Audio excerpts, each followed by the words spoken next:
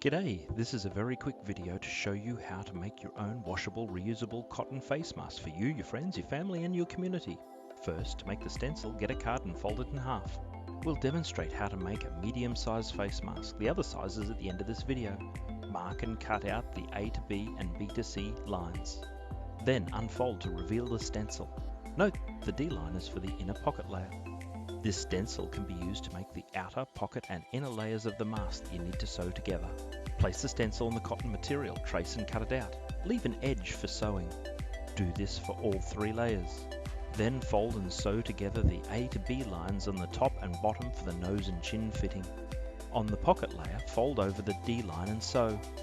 Then sew the pocket and inner layers together at the top and bottom only. Then sew all three layers together at the top, bottom and one side only.